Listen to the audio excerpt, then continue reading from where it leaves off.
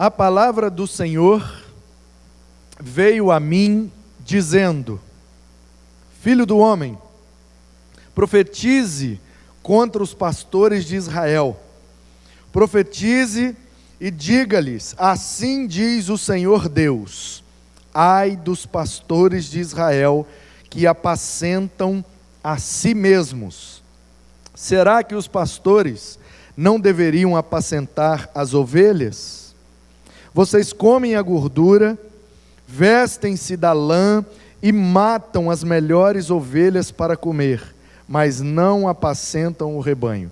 Vocês não fortaleceram as fracas, não curaram as doentes, não enfaixaram as quebradas, não trouxeram de volta as desgarradas e não buscaram as perdidas, mas dominam sobre elas com força e tirania. Assim, elas se espalharam por não haver pastor e se tornaram pasto para todos os animais selvagens. As minhas ovelhas andam desgarradas por todos os montes e por todas as colinas. As minhas ovelhas andam espalhadas por toda a terra, sem haver quem as procure ou quem as busque. Eu vou dar uma pausa, vou voltar e vou continuar lendo. É porque essa profecia é marcada por alguns tópicos. Então a gente vai caminhar tópico por tópico para a gente entender. Você sabe que o Ezequiel, ele é um profeta contemporâneo ao exílio que o povo sofreu na mão do povo babilônio, ou babilônico. O imperador, e a Babilônia era o grande império do momento, depois do Egito, a Assíria se tornou um grande império, com Senaqueribe. Depois a Assíria sucumbiu ao poder de Nabucodonosor, e aí a Babilônia surge como um novo e grande, e poderoso e cruel império, que vai tomando todos os povos, até chegar em Judá. Você sabe que depois de Salomão, Roboão, seu filho, não teve sabedoria que seu pai teve, então a nação se dividiu, as 10 tribos do norte passaram a se chamar Israel, com a capital Samaria, e o centro de adoração em Betel. As 2 tribos do sul, Judá e Benjamim, passaram a se chamar Judá, com a capital Jerusalém e o centro de adoração no templo que Salomão havia construído. A Assíria já havia, em 722 a.C., destruído o norte, e Israel como nação e aquelas 10 tribos desapareceram para sempre, nunca mais voltaram a ser tribo e se organizar como nação até hoje. Então, se você conhecer hoje um judeu vivo, ele é descendente ou de Judá ou de Benjamim. As outras 10 tribos do norte desapareceram enquanto povo, nação e genealogia. Então, o povo do sul obedeceu a Deus e foi livrado quando a Assíria invadiu o norte. Nós já vimos isso aqui em outros momentos. Isaías profetizou, Oséias profetizou, e o povo então abriu os olhos para buscar o Senhor, tirar a idolatria e buscar a face de Deus. E aí então eles foram protegidos por Deus. Isaías narra essa história, o Peca, Rezim, Remalias, os caras se unindo lá no norte para invadir e tomar Jerusalém, e Jerusalém é protegida, é salva, e a profecia que Deus deu, o que eles estão tramando contra você, na verdade vai virar-se contra eles. E aí o reino do norte é destruído, e Judá foi livrado em 722. Mas aí o tempo passa. 100 e poucos anos depois desse grande livramento, os 19 reis do norte, todos foram ímpios, E dos 19 reis do sul, uns 4, forçando a barra e dando muita moral assim para Uzias, 5 reis buscaram a Deus. De coração, sinceridade, espiritualidade, buscando a Deus pelo desejo de se relacionar com Deus, só o Josias. E ele começou com 8 anos de idade, infelizmente, teve um reinado muito curto, de apenas 31 anos, morreu com 39, num vacilo em que ele foi ver como é que estava a batalha e tomou uma flechada, e morreu novo, com 39 anos, diz a Bíblia, o melhor rei que já teve em Jerusalém foi Josias.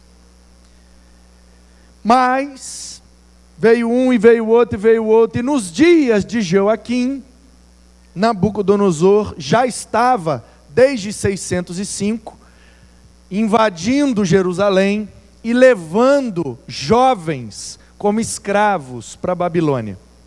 Então a metodologia da Babilônia era essa: invadiam, os idosos eles matavam, as crianças eles matavam. Por quê? Porque eles querem recurso, ouro, prata, bronze, animais, e querem escravos, gente para trabalhar nas mega obras de Nabucodonosor. Obras que eram feitas todas com pedras, muito pesadas, então tem que ter muita gente trabalhando. Então eles matavam os idosos, porque o idoso já não aguenta mais pegar peso, trabalhar na escravidão, e as crianças também. Então eles levavam só os jovens. É por isso que Daniel, Ananias, Misael e Azarias eram jovens e foram levados, porque só os jovens eram levados. E aí, chegando lá, eles tiveram os seus nomes mudados para nomes babilônios, né? Beltesazar, Sadraque, Mesaque e Abednego, em relação às divindades pagãs da Babilônia. Então, em 605 foi a primeira, depois em 601 teve uma segunda, e aí aquela coisa ficou meio suspensa, e Deus chamando a atenção do povo: se arrepende, converte, se arrepende, converte.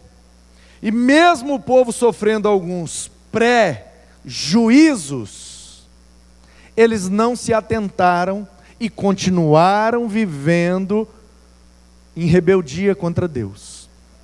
Por isso que a palavra é pré-juízo, é o que vem antes do juízo. Já perderam alguns jovens, já perderam alguns recursos, já tiveram pré-juízos. Se não abrir o olho, vem o juízo. Porque é assim que funciona, irmãos.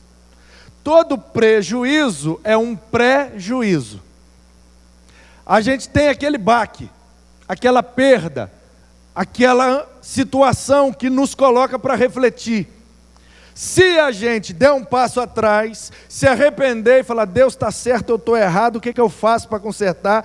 Como disse Deus ao próprio Salomão, quando orava em gratidão pelo templo: se o meu povo, que se chama pelo meu nome, se humilhar, se afastar dos maus caminhos, buscar a minha face, dos céus eu ouvirei a sua voz e sararei a sua terra. Mas é se o meu povo fizer, eu já fiz. Agora, se o povo não fizer, não terá o que fazer. Então, Ezequiel, levantado por Deus, nesse momento, a Babilônia está invadindo, já está levando um pessoal e um recurso, mas ainda tem jeito. E Ezequiel é levantado exatamente como se fosse esse profeta, assim, dos 45 do segundo tempo, de gente, prejuízos estão acontecendo, mas ainda dá tempo. Mas dá tempo como, Ezequiel? Olha o poder do Nabucodonosor. Nós não temos como ganhar deles. Nós não, mas o nosso Deus tem. Porque o nosso Deus é o Senhor dos exércitos. Portanto, o que a gente precisa fazer, dizia Ezequiel, é se posicionar radicalmente contra o pecado, contra a idolatria, contra a rebeldia que temos contra Deus. Se a gente se arrepender e obedecer, Deus bota o Nabucodonosor para correr. Então Ezequiel é esse profeta, que tem essa mensagem. Gente, 45 do segundo tempo, mas ainda dá para virar. Sabe aquele jogo que o seu time tem que fazer um gol para ser campeão?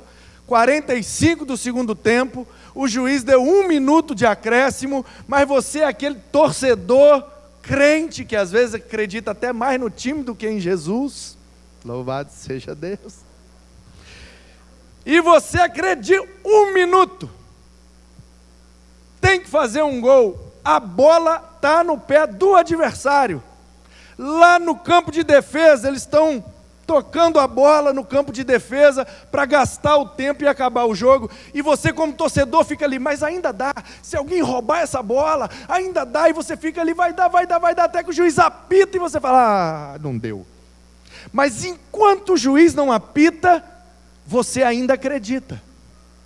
Esse é o Ezequiel, irmãos, é o torcedor fanático do poder de Deus, dizendo assim, ainda dá, se arrependam, vamos cair de joelho no chão, vamos concordar com Deus, vamos abandonar a nossa idolatria, vamos, porque ainda dá tempo, vamos. Ele é esse profeta, que está acreditando, e porque acredita, prega, e porque prega, vive, e ele está ali naquele 45 do segundo tempo, vendo a situação acontecer, e Deus ainda levanta ele e diz assim, fala com eles o seguinte, está realmente acabando o tempo, mas se eles me buscarem, e se renderem, eu ainda posso ter compaixão deles. Tudo bem, Deus, então o que é que eles têm que fazer? E aí Deus começa dizendo, tem que começar pelos líderes, os pastores de Israel. Por isso que veio a minha palavra do Senhor dizendo, filho do homem, o Ezequiel, profetize contra os pastores de Israel.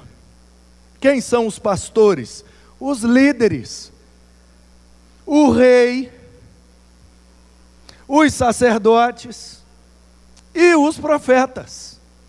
Essa é a liderança de Israel. O rei ímpio, os profetas calados, morrendo de medo da Babilônia, e os sacerdotes roubando, corruptos, pegando os recursos que eram para ser usados na obra de Deus e usando para o seu próprio deleite. A Babilônia vai invadir mesmo, nós não temos como ganhar, nem exército a gente tem, o nosso rei já foi levado, está amarrado, preso, a gente não tem profeta mais, a gente não tem mais nada, eu vou ficar dando mole com esse recurso aqui para Nabucodonosor pegar e levar para ele, eu vou pegar para mim antes logo. E aí os caras não acreditavam que Deus poderia dar a vitória a eles, eles se renderam.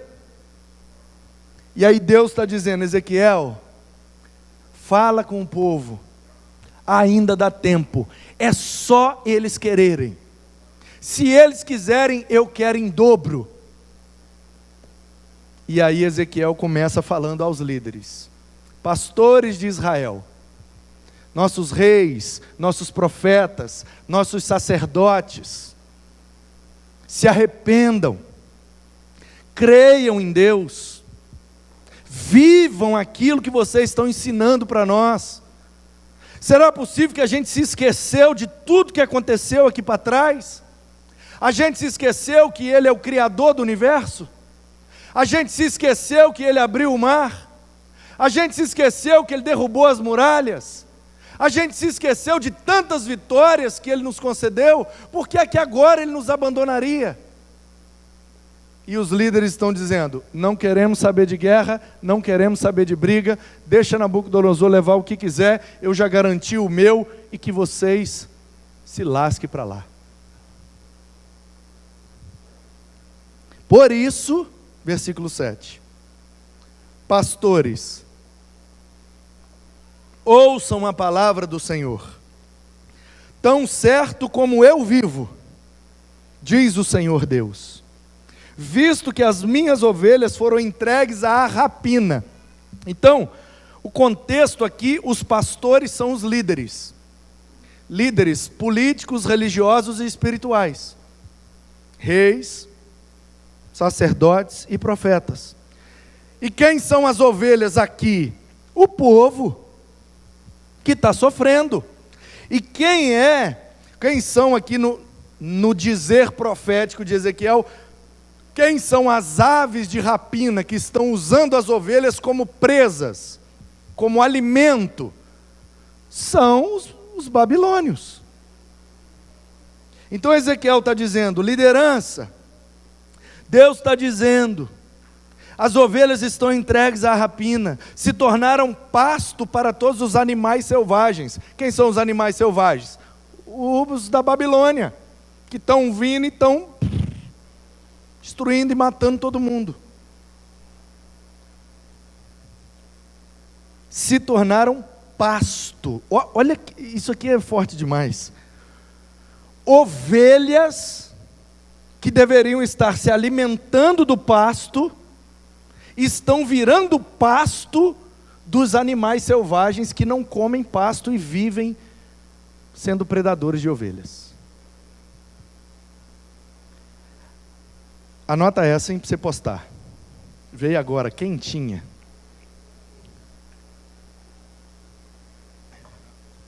Ovelha que não pasta, vira pasto.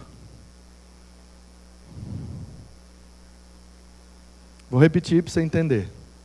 Ovelha que não pasta, vira pasto.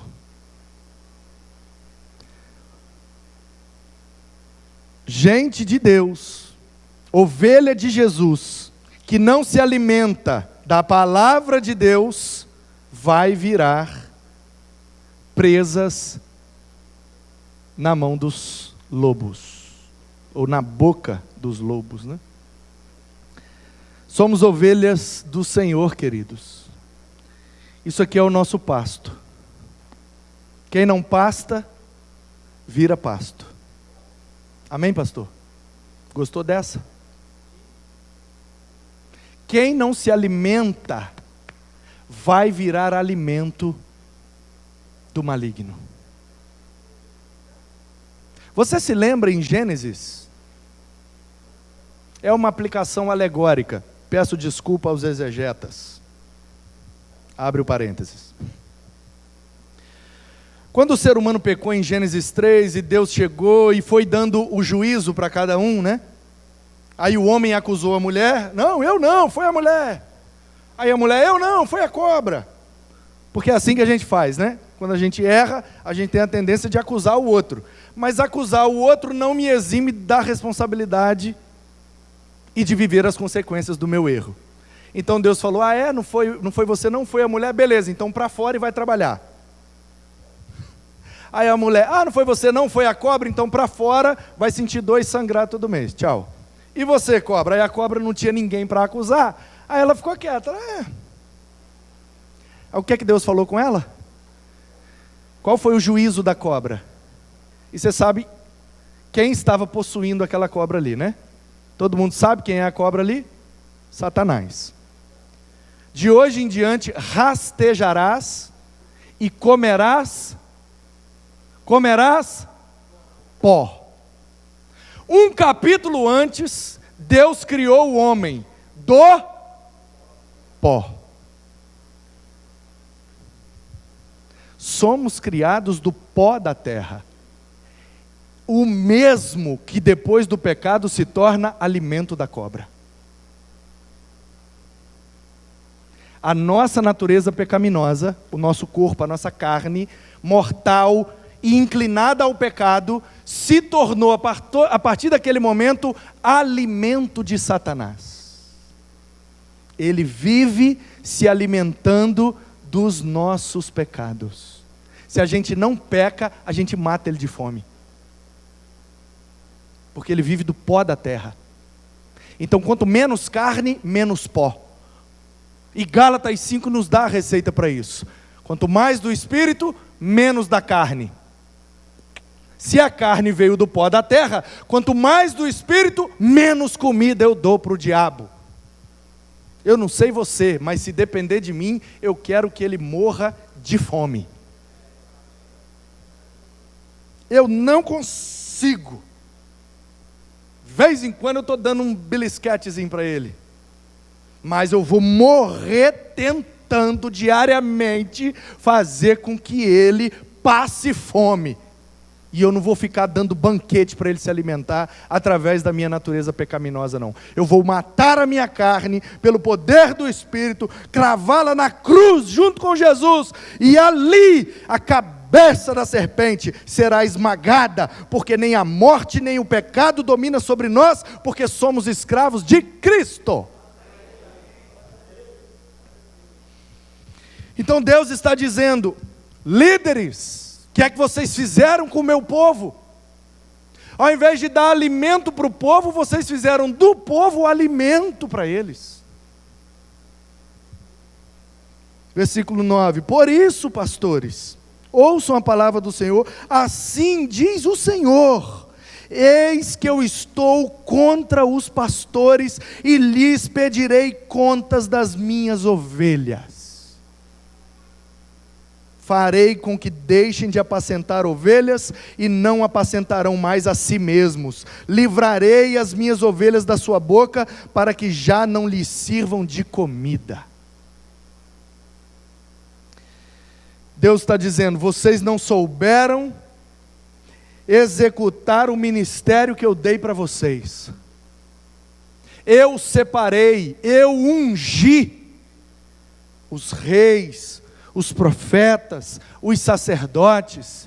Eu lhes dei do meu Espírito, eu lhes dei o dom do Espírito, eu lhes dei tudo que precisavam, e vocês não fizeram corretamente. Portanto, o juízo recairá sobre vocês. E aí você vai ler a história da invasão da Babilônia, você vê, os primeiros que foram levados foram os líderes, amarrados como bicho e apresentados na Babilônia como prêmios de guerra. Olha aí o rei dos judeus. Os judeus não eram tão poderosos com o seu Deus Jeová. Aí o rei deles, para nós é um cachorrinho amarrado na coleira. E entre as nações, no capítulo 36 vai dizer, a partir do 16, entre as nações se diziam, aí não foi Deus que deu a terra para eles? Perderam a terra.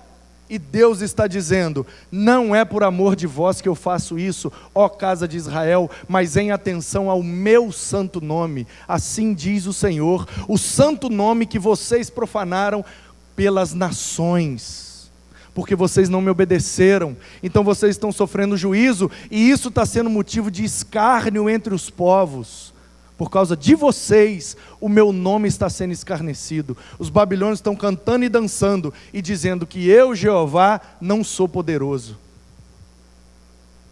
E aí no 37 vem a dos ossos secos, que simboliza o retorno daquele povo, na retomada de Jerusalém como um grande exército. É só ler direitinho, entender a simbologia, e é top demais. Mas vamos voltar para cá. 11, porque assim diz o Senhor Deus: eis que eu mesmo procurarei as minhas ovelhas e as buscarei. Aleluia. Se os meus líderes não deram conta, fiquem tranquilos, eu desço aí e dou conta. Portanto, nós temos aqui dois extremos. O primeiro extremo é o juízo de Deus sobre os líderes que Ele levantou, que sofrerão o juízo da parte de Deus porque não fizeram como Deus pediu, se corromperam no ministério.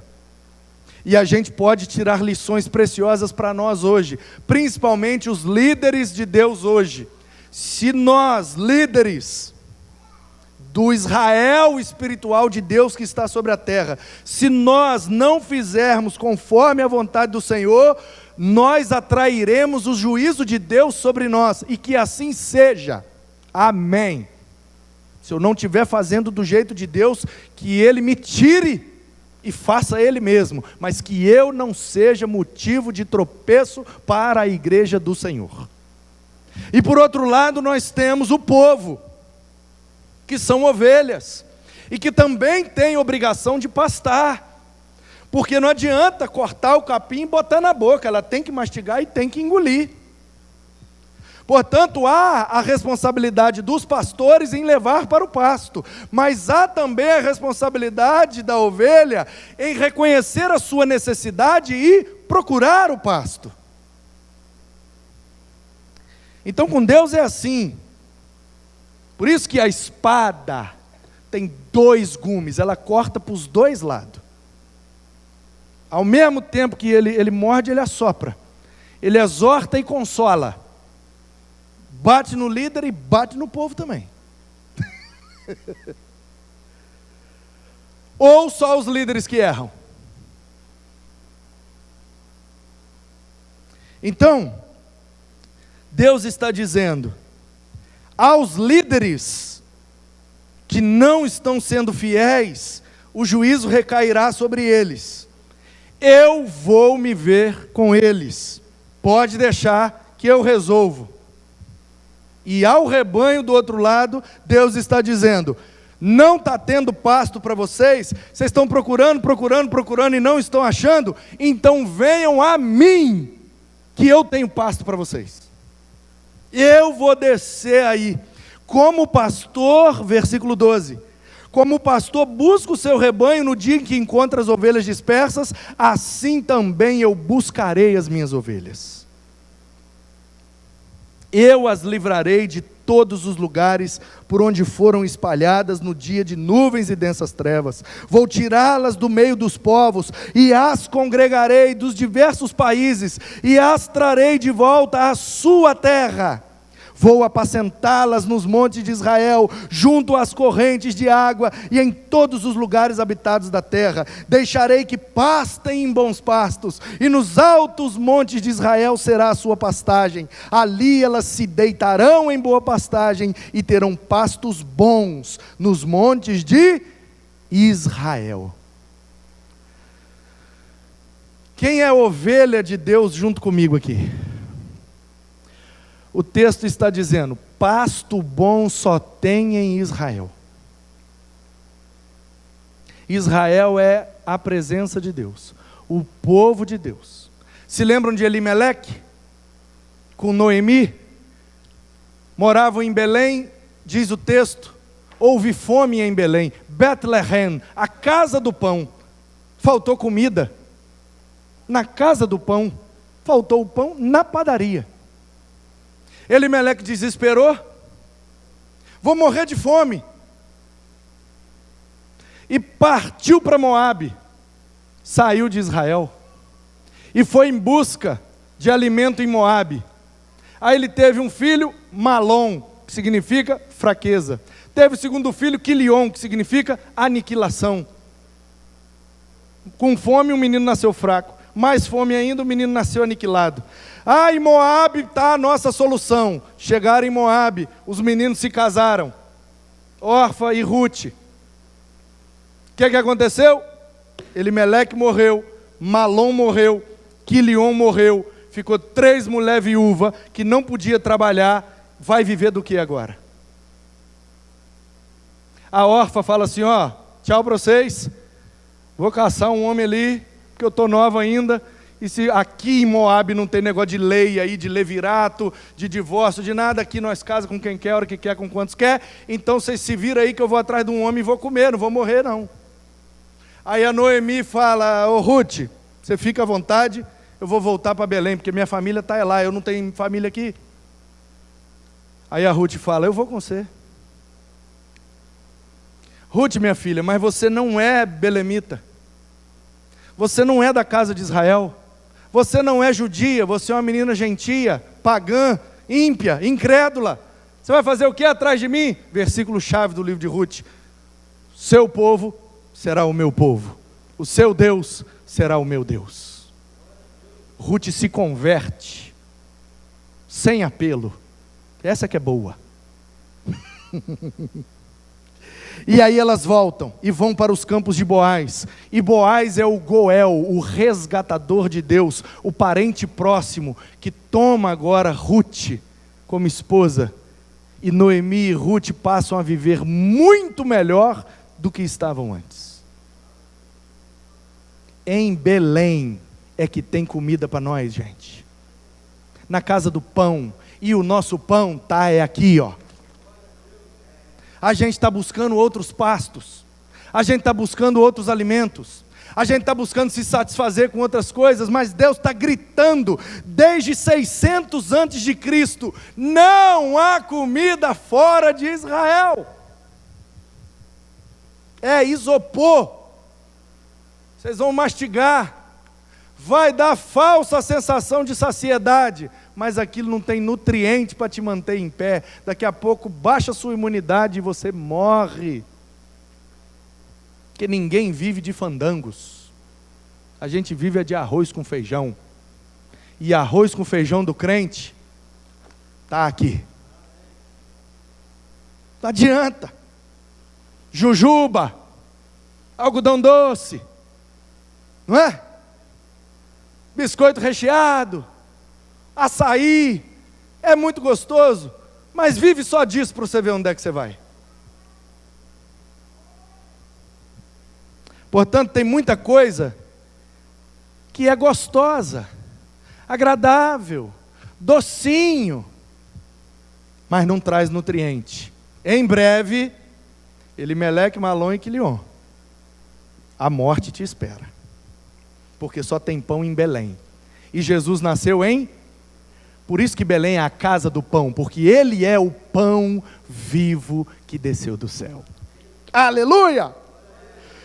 Quanto a vocês, minhas ovelhas, diz o Senhor, estou falando que bate lá e cá, olha o 17, eis que julgarei entre ovelhas e ovelhas.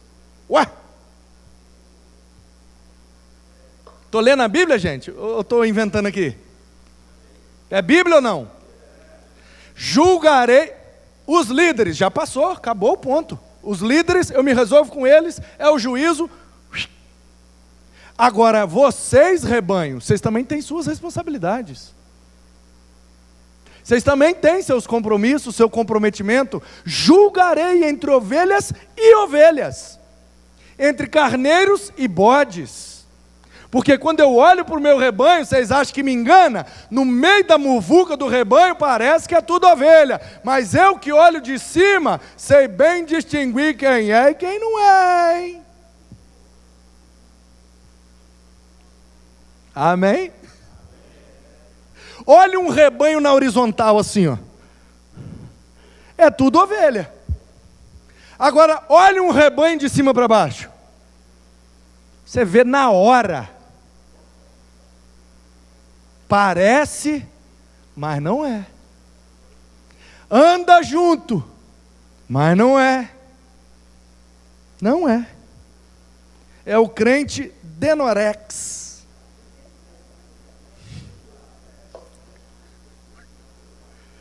Pessoal com mais de 35 anos aí entendeu a referência.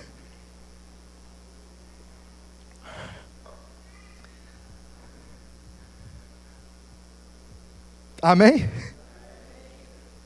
A gente quer parecer crente ou a gente quer ser crente?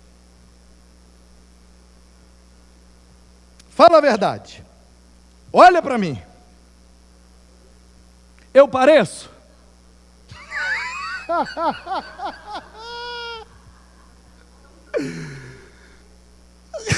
O pastor Chimenez está assim, ó. Meu filho, não faça isso. Ele está pensando ali assim, eu te conheci, você era embaixador do rei, meu filho, criado por Nilson de Márzio. Se ele tivesse aqui, aí está rolando no túmulo lá agora, vendo você fazendo um negócio desse. Que pastor Nilson de Márzio não diria se te visse assim, meu filho, com tênis de basquete no púlpito? Eu sou cria dele. Parece? Então por que está aqui? Porque é. Porque o que é sempre mais importante do que o que parece. O que parece e não é, uma hora a máscara cai. Mas aquele que é e não parece, permanece, mesmo sem parecer. O ideal, eu já tentei, desistir. É ser e parecer. É o ideal, mas tem que ser natural. Eu tentei, um bom tempo eu tentei, ser e parecer. Mas eu descobri que era um jugo pesado demais para mim, eu tentar parecer algo que eu não sou. E aí eu desisti, e Deus me encorajou. Meu filho, ovelha e ovelha, carneiro e bode. Mas importante é ser. Então, amém, me preocupa em ser. Parecer é preocupação também, mas é secundária. Eu não estou falando que nós vamos chutar o balde nos nossos costumes, na nossa moralidade, no nosso jeito de vestir, de falar, de conduzir, a nossa postura diante da sociedade. Eu não estou dizendo que nós vamos chutar o balde e vamos parecer ímpio. Não é isso que eu estou dizendo. O que eu estou dizendo é que mais importante do que parecer é ser. E Deus vai conduzindo, porque se for ovelha, pertence ao seu rebanho, e se é do seu rebanho, Ele garante o alimento. Então, ovelhas, diz o Senhor, 18, será que não lhes basta boa pastagem? Ainda precisam pisar aos pés o resto do seu pasto? Ei, rebanho, vocês têm seminário, vocês têm EBD, vocês têm pregações positivas, vocês têm série de mensagens, vocês têm link dos vídeos, vocês têm áudio, vocês têm tudo, não basta não? Várias versões, várias traduções, tem dicionário, aplicativo, está tudo fácil. Que desculpa é essa que vocês ficam me dando que não tem alimento? Quer mais?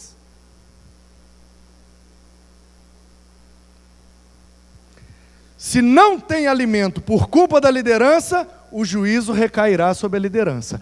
Mas, está dizendo a palavra, tem hora que tem alimento sim, mas são as ovelhas que não sabem e não querem pastar. Então a grande pergunta para nós como igreja hoje, trazendo do mundo bíblico, trazendo lá de 600 a.C. para a nossa realidade hoje, nós como ovelhas de Jesus, vamos ser sinceros, falta alimento para nós, irmãos? Você entra no YouTube, digita o texto que você quiser, o tema que você quiser, o título que você está procurando, e vai vir pelo menos umas 200 mensagens para você ouvir, assistir e aprender. Ah, não gosto de ler, bota no aplicativo, dá o play, você ouve. Ah, mas só ouvindo eu não consigo entender, então bota um vídeo, que aí você assiste, ouve e entende. Ah, nem assim eu consigo. Irmão, então sinto muito, você não é ovelha. Porque pasto tem. E verde, hein? E fresco, hein? Portanto, 19. Não basta terem bebido água limpa, ainda precisam turvar o resto com os pés. As minhas ovelhas têm de comer o que vocês pisaram com os pés e beber o que vocês turvaram. Além de não comer, vocês ainda estão estragando a comida. Além de não beber, vocês ainda estão sujando a água. Por isso, assim diz o Senhor, eis que eu mesmo julgarei entre ovelhas gordas e ovelhas magras. O que é que Deus está dizendo? Entre os líderes tem problema, o juízo já está chegando, calma que daqui a pouco eles vão tudo amarrado. Mas entre o povo também tem problema, e tem povo que está atrapalhando o próprio povo de viver o que Deus quer. Porque quando é a liderança que erra, a liderança está sob os holofotes. É mais fácil todo mundo ver. Mas quando é no meio do povo, no meio do rebanho, quando é na surdina, quando é nas esquinas, quando é nas escondidas, não fica fácil de todo mundo ver. Mas Deus está dizendo, eu estou vendo, hein? Eu estou vendo, hein? Que no meio do rebanho tem umas ovelhas gordonas, que estão comendo e amassando o resto, estão bebendo e sujando a água, e quando as magrinhas vêm, não tem mais comida nem água, porque as próprias ovelhas atrapalharam a comida da outra. Por isso, versículo 20, eu julgarei. 21, visto que com o lado e com o ombro de vocês dão empurrões, e com os chifres rechaçam todas as ovelhas fracas, até que as tenham espalhado por toda parte. Lá no contexto do Ezequiel, tinha gente que era do povo, gente judeu, que estava pelo medo da Babilônia, atrapalhando os menos favorecidos, e eles eram entregues, mas depressa, nas garras de Nabucodonosor. E trazendo para o nosso contexto, como é que a gente aplica essa profecia? Nós que somos povo de Deus, às vezes a gente também atrapalha os outros, com nossas atitudes, com nossas falas, com a nossa abordagem. A gente às vezes proíbe coisa que Deus nunca proibiu, a gente critica coisa que Jesus nunca criticou, a gente se acha dono da verdade, e com isso a gente atrapalha os outros de se achegarem a Deus. Portanto, os líderes têm responsabilidade, mas os liderados também, os pastores têm responsabilidade, mas as ovelhas também têm. Portanto, 22, eu livrarei as minhas ovelhas, para que não mais sirvam de rapina, e julgarei entre ovelhas e ovelhas, porei sobre elas um só pastor. Um só pastor. Deus, mas como que um só pastor vai dar conta desse povo todo? Ele as apacentará. Quem será esse pastor, Deus? Eu o chamo de Davi. Aí você olha e pensa assim, ué, mas o Davi não viveu 1000 anos antes de Cristo? Isso aqui não está mais ou menos em 600 antes de Cristo? Isso aqui está acontecendo quase 400 ou um pouco mais de 400 anos que Davi já morreu. Como que Davi vai ser o único pastor do povo? Você precisa se lembrar que esse texto não é narrativo, ele é profético. Portanto, Davi aqui é um símbolo para aquele que vai reinar sobre vocês, e ele é o meu amado. É isso que significa a palavra Davi. Quem é o Davi? Quem é o amado? Quando ele está entrando em Jericó, o cego viu e disse: filho de Davi, tem compaixão de mim. E quando ele foi no Jordão, apareceu uma pomba parecida com essa aqui. E do céu uma voz bradou: esse é o meu filho Davi. Porque Davi em hebraico significa amado. Em Cristo se cumpre essa profecia. Ele é o nosso pastor, Ele é o único pastor, Ele é aquele que consegue pastorear todo o rebanho, porque Ele é onipresente, onisciente, onipotente. Ele é o pastor dos pastores, Ele é o nosso pastor, é por isso que nada nos falta. Portanto, farei uma aliança de paz com as minhas ovelhas. Livrarei a terra de animais selvagens, para que as minhas ovelhas vivam em segurança no deserto e durmam nos bosques. Note bem, Deus não está prometendo que vai tirar as ovelhas do deserto, está dizendo que vai dar segurança no deserto. Delas e dos lugares ao redor do meu monte eu farei uma bênção, farei descer a chuva a seu tempo, serão chuvas de bênção.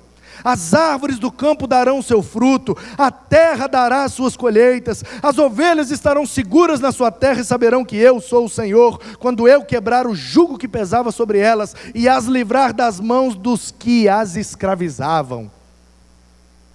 Nabucodonosor simboliza Satanás, que tem um único intuito: nos tornar escravos de suas tentações.